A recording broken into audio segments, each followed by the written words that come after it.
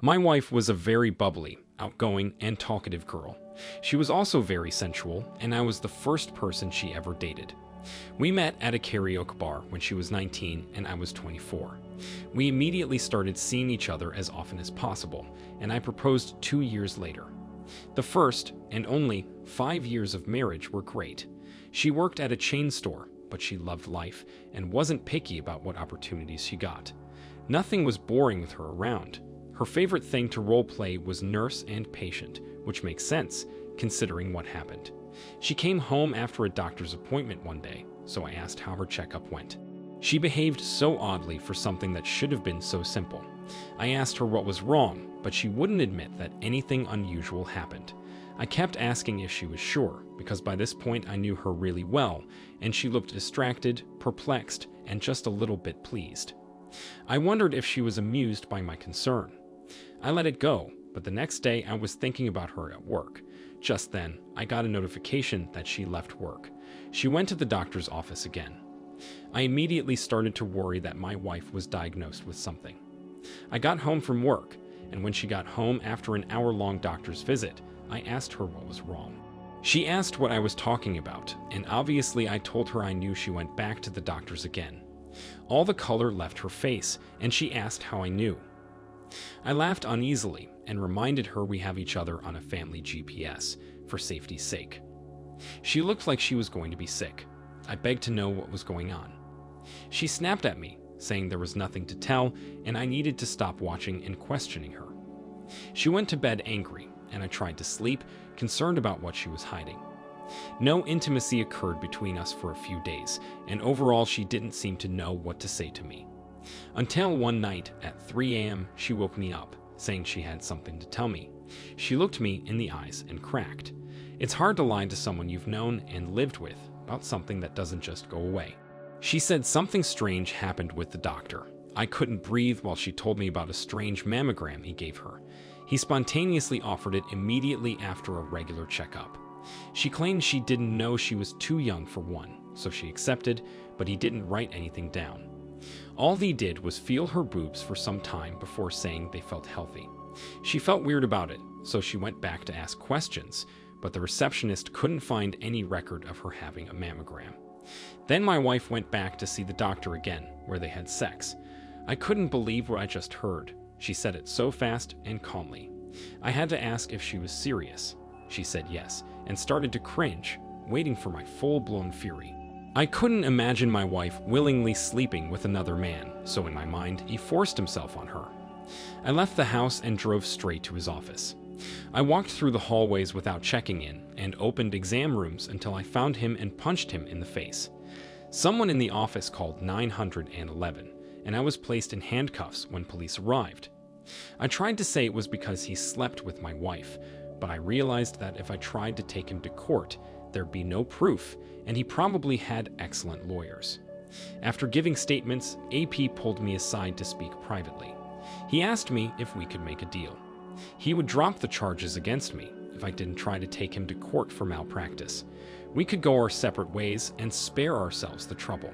I agreed. When I got home, I found my wife packing her bags. Believe it or not, she was mad at me for attacking the doctor and acting like a madman. I told her I wasn't crazy for wanting to defend her or fight someone that took her from me. Then I added that I wanted to break up. She was surprised because she thought her leaving was on her own terms. I told her I couldn't touch her ever again, knowing she slept with the doctor and thought I was crazy for reacting. She also failed to tell me the truth for several days. Suddenly, she didn't want to keep packing and started looking for any reason that I should want her to stay. I told her to get out over and over until she was walking out, sobbing and apologizing. Even though she was just sorry, I didn't want to forgive her. She said she was going to her parents' house, but she didn't actually plan on staying there. She was staying with the doctor, and I found out because she couldn't resist taking a selfie with him. Since we were getting divorced, she must have thought it was safe to post a cute dating picture. Well, it wasn't cute, and she posted it just in time for me to give it to my lawyer to help prove the infidelity that resulted in our divorce. I didn't have to give her anything. Even though AP was able to keep his practice, the town knew that somehow he was suddenly with my wife and caused our divorce. His business still took a hit, and then he broke up with my ex. That's when she started to emotionally pay the price for breaking my heart and trust. She finally had no one, which is just what her actions yielded. OP, I am sorry your wife slept with her doctor after he gave her an unofficial checkup. He definitely took advantage of his position as a doctor and deserves whatever karmic effect those actions would have. Your wife must have been very immature and thoughtless to give into this man so easily, and a part of me believes she went back for the sole purpose of fulfilling her fantasy. I am relieved that you found out and took action. You got a punch on the doctor and expressed just how wrong your wife's actions were. She probably wanted you to beg her to stay, since she started packing while you were gone. When it didn't work, she realized how bad she messed up. She still had the nerve to think she deserved a happy dating selfie after you kicked her out, but you used that to your advantage too. It's fine karma that she couldn't end up staying with the doctor after proving she didn't deserve that security and dedication from any man. Thank you for sharing your story with us.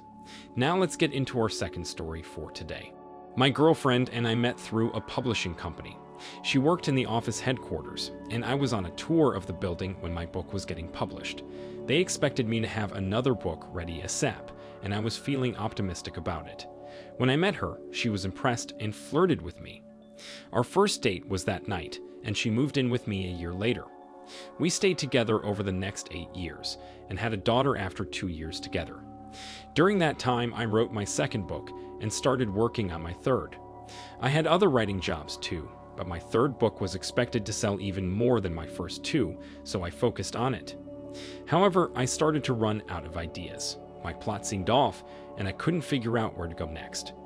I started second-guessing the whole thing, which really discouraged me because I had 3 years or more invested into it. My girlfriend was by my side, but she started to lose patience. She started trying to give me ideas or talk to me about it. I appreciated her attempt, but her ideas were terrible and not what I was going for.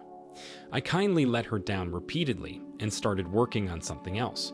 She was actually mad at me for not working on the one that was closer to being done. Then I got sick. I got a type of infection in my blood that nearly killed me. I was hospitalized for about 3 months before I was allowed to go home, but I still needed my girlfriend's help. While I couldn't write, it was up to her to care for our daughter and pay our mortgage. Without financial assistance, she couldn't keep up. Our daughter was able to stay with her mom while she worked, or spent time with the AP she found. While I was on bed rest, I heard her and my daughter arrive home. I looked forward to either of them coming upstairs to see me. I waited and waited, but I couldn't hear anything. Finally, my daughter came in and told me her mom told her they were going to Disneyland without me. Instead, with AP, she said his name, but I didn't know what she meant. I stood up with panic rising in my chest. I looked over the balcony to the living room and saw a man sitting on the couch. I yelled to ask who he was and made him jump. He stood up and looked scared and confused. He asked if I was her boyfriend. After I said yes, and he told me she told him I was dead, I was shocked. He apologized and left without a word to my girlfriend. She came into the room when she heard the front door and saw me. I was furious with her and asked what the heck was going on. I told her our daughter said they were going to Disneyland with AP, and he told me she said I was dead. She was furious at me. She told me she would grow into an old woman if she waited for me to adequately provide for our family, so she had no choice but to go sleep with him and lie about me. On top of that, she also didn't use the money he gave her to pay the mortgage, so we were in financial trouble. I was in financial trouble. So within a few months of my absence, sickness, and dependency on my girlfriend, she had cheated on me and put me in debt, even though she could have paid the bills. I was a fool for ever trusting her to be my significant other. Their bags were already packed, but now that AP knew the truth, she had nowhere to go besides her parents. Once she realized that, she started to backpedal. I stopped her, telling her to quit while she was ahead. She already convinced me she was worthless, and I told her to follow through with her decision to leave me. She bitterly took our daughter to her parents' house. Much less fun than Disneyland. I was able to get our phone records, along with my recount of meeting AP in my own living room. It was enough to prove she cheated on me and put me in debt. I won custody of our daughter because my girlfriend had no room in her parents' house for her. I worked hard and took out a loan to save my house, and within a year, I finished my third book. OP, even if your girlfriend couldn't keep up financially, it's crazy to me that she didn't try to get a loan or recover from this how an honorable adult would. She chose to seek out a new man, claiming it was to save the life arrangements she made with you, but it wasn't. She didn't save the house, she only cheated on you and took advantage of the situation. I am so glad AP left immediately, so she had to realize what she'd done and face the abrupt consequences of her choices. Her evil, selfish plan backfired. When you start a relationship with someone, you're supposed to support and encourage them through the hardest times. Failing to do that just proves that they don't know how to form a partnership. They don't understand what's expected of them when they claim to love another person. You certainly didn't deserve this, and I admire you for the steps you took and decisions you made. Thank you all for taking the time to listen to today's stories. If you enjoyed listening, please feel free to like and subscribe if you haven't already. Also, comment below with your thoughts on what happened. Take care.